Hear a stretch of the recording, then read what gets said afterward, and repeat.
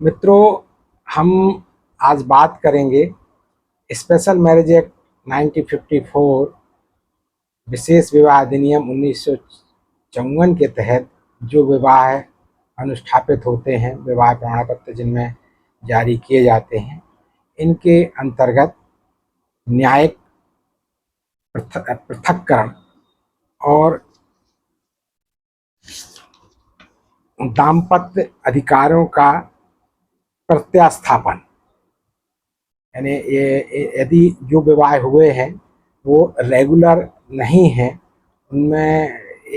अलग रह रहे हैं या किसी वजह से जो कोई समस्या है, तो दाम्पत्य अधिकार फिर से स्थापित हो, इसकी डिग्री के लिए और जुडिशियल सेपरेशन के लिए हम बात करेंगे। ये एक इस एक्ट में और हिंदू विवाह अधिनियम के तहत भी ये 2-3 शब्द बड़े यानी एक सामान्य व्यक्ति को जो एक विवाह करता है, उसके जब कोई समस्या आती है और एडवोकेट से मिलते हैं, कोई उसको स्पष्ट नहीं कर पाता। यानी कुछ चीज़ें हैं, सामान्य भाषा में हम सिर्फ एक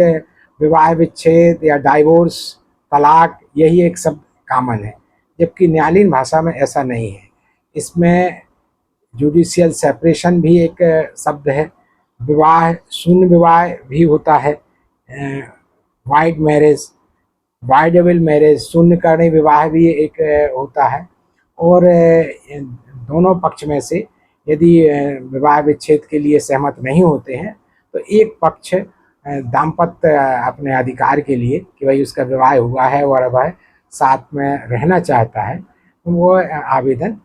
इसके लिए करता है। तो हम आज सिर्फ स्पेशल मैरिज एक्ट विशेष विवाह अधिनियम के तहत जिनके विवाह हुए हैं उनके बारे में बात करेंगे। हमने विवाह विच्छेद के बारे की धारा 27 के बारे में एक वीडियो में पृथक से डिटेल चर्चा की है, तो आज हम उसके बारे में सिर्फ संदर्भ लेंगे, उसकी डिटेल चर्चा हम इसमें नहीं करेंगे। पहले दाम्पत्य अधिकारियों का प्रत्यास्थापन। यदि जब पति या पत्नी को ने अपने से एक दूसरे के साथ रहना बंद कर दिया, बिना किसी कारण से अलग अलग रह रहे हैं और एक साथ में नहीं रहते हैं, तो जो व्यथित पक्षकार होगा, जो व्यक्ति चाहता हो कि भाई हम साथ रहें, वह दाम्पत्य अधिकारियों के फिर से प्रतिस्थापन के लिए जिला न्यायालय में आवेदन कर सकता है। वो न्यायालय उस अर्जी जो करेगा, उसमें अर्जी में किए गए कथनों की सत्यता के बारे में तथा इस बारे में कि आवेदन की मंजूर करने का कोई वैध आधार नहीं है, समाधान हो जाने पर ये दाम्पत्य अधिकारों के प्रतिस्थापन की डिग्री कर सकेगा। न्यायालय में, जिला न्यायालय में वो व्यक्ति आवेदन कर सकेंगे। इसमें स्वाभाविक है कि जिला न्यायालय वही होगा जहां उनका या तो विवाह अनुष्ठापित हुआ है, या दोनों अंतिम रूप से वहाँ निवास कर रहे थे, या 3 माह से वहाँ रह रहे हैं।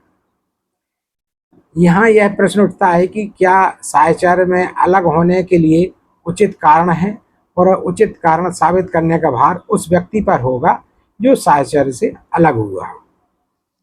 इसमें कुछ यानी जो ऐसे कारण हैं, जैसे जेन्युइन कारण से कोई पति या पति विदेश में यदि रह रहा है, तो उसके आधार पर नहीं मानी जा सकती, क्योंकि वो व्यक्ति एक पर्टिकुलर एक स्वेच्छा से नहीं गया है और एक निश्चित लक्ष्य के लिए, एक निश्चित कार्य के लिए गया और दोनों की सहमति से गया है। अचानक ये हेतु उत्पन्न नहीं होगा। जब वो जा रहा था तो उस समय यानी व्यक्ति का उसमें कहा जा सकता है। दाम्पत्य अधिकारियों का प्रतिस्थापन। भरण पोषण के अंतोष को दाम्पत्य अधिकारियों के प्रतिस्थापन के लिए शुरू कार्रवाई में प्रदान किया जा सकेगा। इसमें ये कहना है कि भरण पोषण इसमें की कार्रवाई पृथक से इसमें चलती रह सकती है। धारा 37 के अंतर्गत अलग याचिका दाखिल करना आवश्यक नहीं है। दाम्पत्य अधिकारों के प्रतिस्थापन के लिए डिग्री को संतुष्ट रूप से माना जाना चाहिए यदि पीड़ित पक्षकार को दाम्पत्य अधिकार वापस दिए जाएं और विशिष्ट पीड़ा को उपचारित किया जाए। तर्क है कि एक बार दाम्पत्य अधिकारों के प्रतिस्थापन के लिए डिग्री पति द्वारा सुरक्षित है, तब चाहे वह पत्नी उसके साथ रहने के लिए आती है और लंबे समय के लिए रहती है, पत्नी द्वारा प्रत्येक नया अभिव्यजन भी उस डिग्री द्वारा आवृत होगा और अपने पति के साथ रहने के लिए पत्नी की सभी आगामी अस्वीकृतियों के विरुद्ध संचालित है।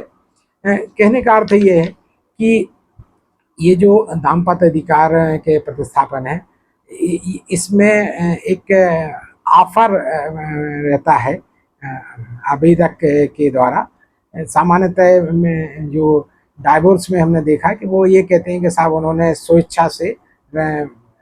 परित्याग कर दिया है, छोड़ दिया है, तो इसमें वो पति उसको जीवन निर्वाह भत्ता ना देना पड़े, संभवतः ये भी एक कारण होता है कि भरण पोषण ना देना पड़े, तो इसलिए वो कहता है कि भाई आप हमारे साथ रहिए और जो दाम्पत्य अधिकार है मेरे जो हैं विवाह से मुझे प्राप्त हुए हैं उनका मुझे पालन करिए।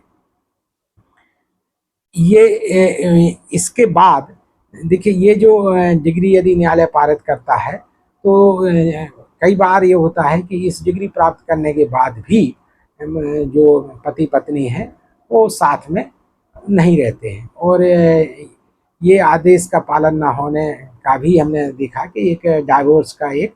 आधार बनता है कि न्यायालय द्वारा चाहा गया था कि दोनों साथ रहें, लेकिन वह साथ नहीं रह पाए किसी कारण से और उनमें निरंतर विवाद होने से ये स्थिति आई।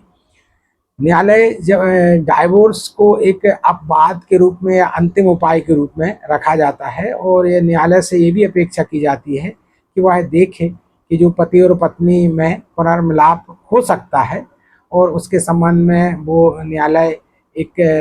दोनों के बीच में किसी व्यक्ति को, सामान्यतः एडवोकेट को भी अधिकृत करता है कि वो दोनों से बात करें और उनकी जो रिपोर्ट है वो न्यायालय में दें। इस बीच में यदि यानी न्यायालय को लगता है या दोनों आवेदक अनावेदक को लगता है कि उनके साथ रहने से कोई विवाद होगा या कुछ होगा, तो वो धारा 23 न्यायिक पृथक्करण या जुडिशियल सेपरेशन का डिग्री के लिए मांग कर सकते हैं। ये जो कई बार देखा जाता है कि व्यक्ति वहाँ न्यायालय में जाता है कि डाइवोर्स के लिए, लेकिन वकील जब उसको बताता है कि ये डाइवोर्स जैसा ही है, लेकिन वो डाइवोर्स की डिग्री नहीं रहती, वो जुडिशियल सेपरेशन या न्यायिक पृथक्करण की डिग्री होती है। तो इसमें एक सामान्य व्यक्ति कई बार समझ नहीं पाते हैं, तो हम न्यायिक पृथक्करण को भी थोड़ा सा हम समझना चाहेंगे। न्यायिक पृथक्करण की जो डिग्री के लिए जो अर्जी लगाई जाएगी वो पति या पत्नी दोनों भी लगा सकते हैं। इसमें धारा 27 जो डाइवोर्स के लिए जो आधार थे उनमें वही इसमें धारा 27 के आधार रहेंगे। हम धारा 27 के आधार संक्षेप में एक बार फिर से चर्चा कर लेंगे कि जो प्रत्यार्थी हैं उनमें से पति या पत्नी हैं, विवाह के अनुष्ठापन के पश्चात अपने पति या अपनी पत्नी से भिन्न किसी अन्य के साथ, यानी किसी अन्य पुरुष या महिला के साथ जैसी स्थिति हो, स्वेच्छा से उन्होंने सेक्सुअल रिलेशन रखे हैं, जिसमें वॉलंटरी सेक्सुअल इंटरकोर्स की बात करता है एक्ट, ये हुआ है, और कम से कम 2 वर्ष जो विवाह की अर्जी पेश करने के समय 2 वर्ष से निरंतर कालावधि तक आवेदक जो हैं उन्हें एक दूसरे का परित्याग कर दिया है, अलग रह रहे हैं। आईपीसी की धारा के किसी धारा के अंतर्गत 7 वर्ष या उससे अधिक अवधि का कारावास का दंड किसी एक व्यक्ति को मिला है। विवाह के अनुष्ठान में अर्जीदार ने क्रूरता का व्यवहार किया है, असाध्य रूप से विकृत चित्र है, यानी उसका जो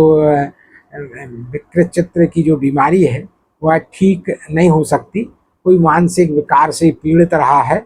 और यह आशा नहीं की जा सकती कि वो उसके साथ कोई व्यक्ति रह सके। कोई उसको ऐसा उसके सेक्सुअल आर्गन में कोई ऐसा कहना चाहिए जो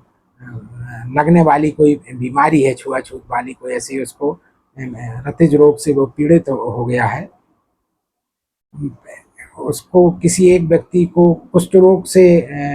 पीड़ित है, और जो कि अर्जीदार से नहीं लगा था, पहले से ही उसको कुष्ठ रोग है।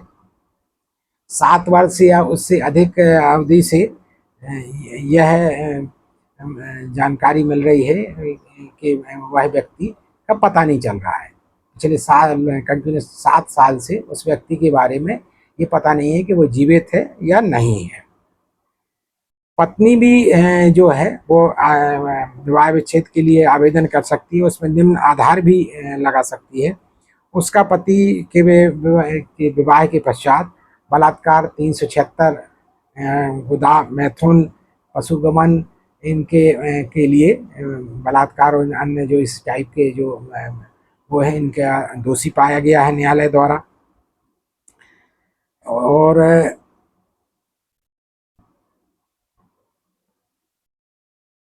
हिंदू दत्तक भरण पोषण अधिनियम के अधीन बाद में या सीआरपीसी धारा 1973 के तहत पत्नी को भरण पोषण दिलाने के लिए पति के विरुद्ध यथास्थिति डिग्री या आदेश इस बात के होते हुए भी पारित किया गया है कि वह अलग रहती थी। ऐसी डिग्री आदेश के पारित किए जाने के समय से 1 वर्ष या ऊपर की कालावधि पर उन पक्ष के मध्य सहवास का पुनः प्रारंभ नहीं हुआ, यानी उनके विरुद्ध सेक्सुअल रिलेशन स्थापित नहीं है। उनके भरण पोषण की डिग्री उनके बीच में पत्नी ने प्राप्त की थी, और इसके 1 वर्ष हो गया है डिग्री प्राप्त के लिए, और पुनः उनका रहना शुरू नहीं हुआ है। इनके आधार पर भी न्यायिक पृथक्करण का आवेदन जो है आवेदन दिया जा सकता है। दूसरा, इसमें दाम्पत्य अधिकारों का प्रतिस्थापन की डिग्री का अनुपालन करने में असफलता के आधार पर माननीय न्यायालय द्वारा दाम्पत्य अधिकारों के किसी एक व्यक्ति के आवेदन पर डिग्री पारित की थी, लेकिन वो जो डिग्री के अनुसार उसका पालन दोनों पक्ष करने में असमर्थ रहे हैं। जिला न्यायालय में यह आवेदन पेश किया जा सकेगा। न्यायालय उस अर्जी में किए गए कथनों की सत्यता के बारे में तथा इस बारे में कि आवेदन मंजूर करने का कोई वैध आधार है या नहीं है, समाधान हो जाने पर न्यायिक पृथक्करण डिग्री कर सकेगा। जहां न्यायालय न्यायिक पृथक्करण की डिग्री दे, वहां अर्जीदार प्रत्यार्थी के साथ सेक्स नहीं कर सकता, अलग रहेंगे, किंतु किसी पक्षकार की अर्जी द्वारा आवेदन करने पर वह उस अर्जी में किए गए कथनों की सत्यता के बारे में अपना समाधान हो जाने पर वह ऐसा डिग्री को न्यायालय चाहे न्याय संगत और उचित समझे वे खंडित कर सकेगा। ये एक्चुअली एक न्यायिक पृथक्करण है, ये टेम्परेरी, इसको आप डाइवोर्स कह सकते हैं, कि इसमें चाहें तो ये जो आपका आदेश डिग्री निरस्त भी हो सकती है, और इसमें एक गुंजाइश रखी जाती है कि यदि वो चाहें तो फिर से अपना दाम्पत्य जीवन शुरू कर सकते हैं, और यदि इसमें लगातार ये चीज़ बनी रहती है तो जैसा मैं बताया कि धारा 27 के तहत वो विवाह विच्छेद का आवेदन दे सकते हैं, डाइवोर्स का आवेदन दे सकते हैं।